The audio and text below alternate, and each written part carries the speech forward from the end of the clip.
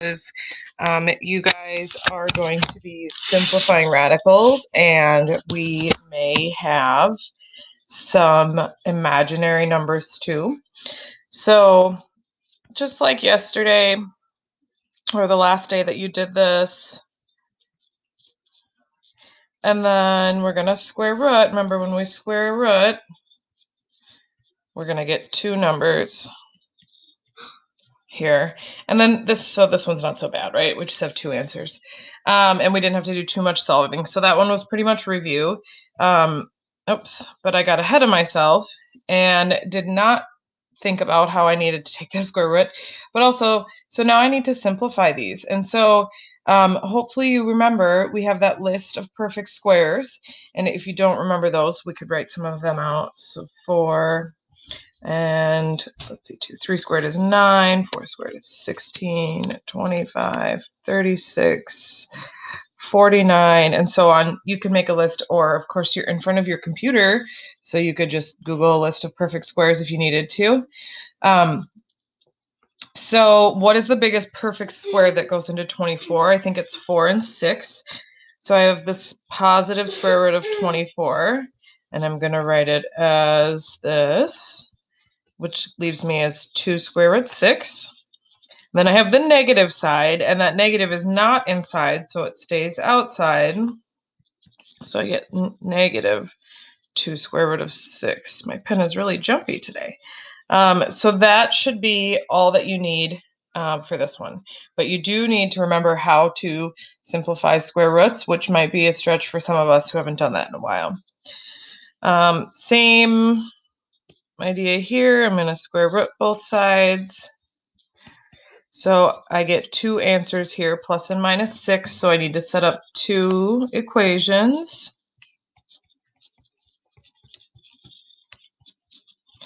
And solve them both. And remember, as we are doing this, solving means where do these cross the x-axis? So these are my two answers. This x minus 4 squared equals 36 crosses the x-axis at 10 and negative 2.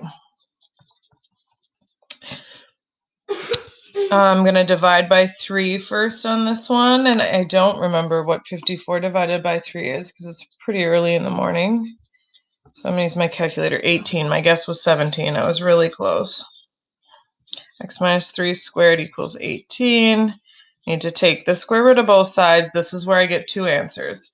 So now I have x minus 3 equals plus and minus the square root of 18.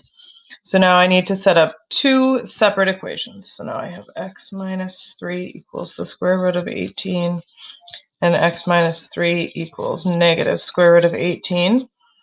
18 we can simplify. So if you wanted to do that first, that would be fine, but that's 9 and 2. So I get 3 square root 2. So I could rewrite this as 3 square root 2. I'm going to add 3 to both sides.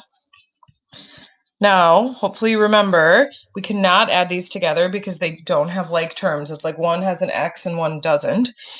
So what my answer is 3 square roots of 2 plus 3 and negative 3 square roots of 2 plus 3.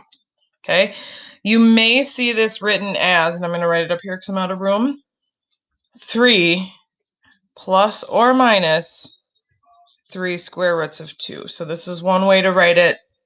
I find this to be perfectly acceptable, and there's no reason you can't leave it like that. Okay, so if the 3 plus or minus 3 square roots of 2 doesn't make sense to you, just don't worry about doing that.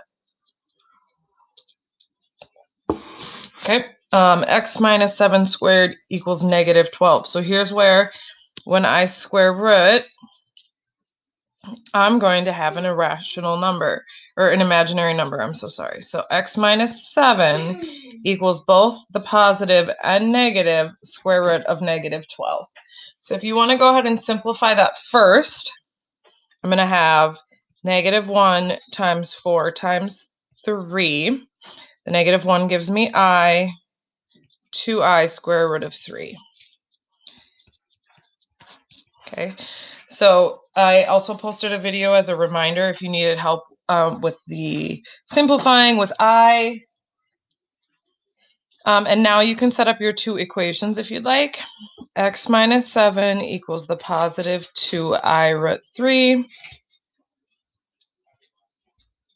My screen may have froze. Oh, my pen stopped working. That's what it was. So 2I root 3, and then you're going to add 7 to that. So you should have 2I root 3 plus 7. And then you'll have negative 2I root 3 plus 7. Let's see if my pen works now. I just took the battery out. I'm going to try again here. 2I. There we go.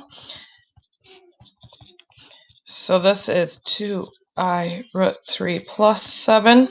And then I'm going to do the negative side. Add 7.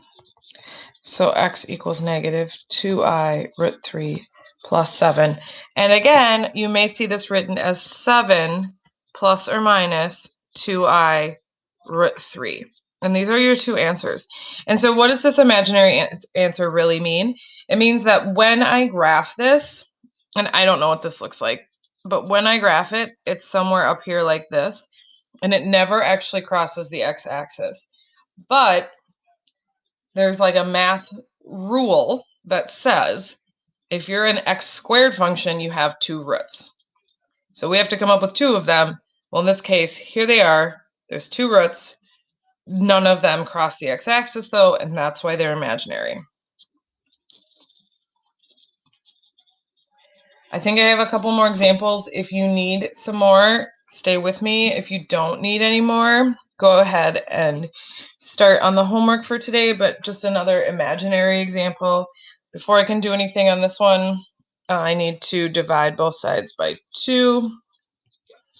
I have x plus 5 squared equals negative 22. And when I square root both sides, I am going to have an imaginary number. So I have x plus 5 equals the positive and negative of square root of 22.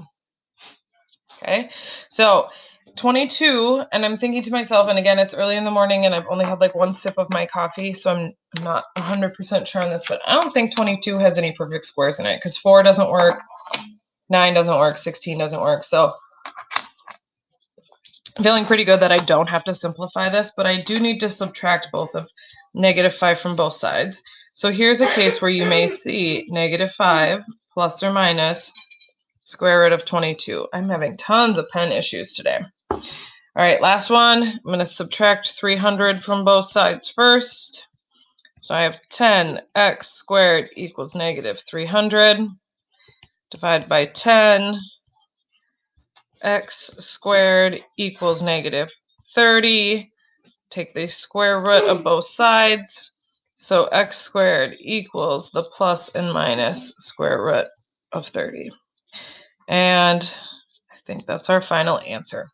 Okay, let me know if you have questions. I would love if more of you started coming to our Google Hangouts to ask some questions. Let me know what I can do to help you.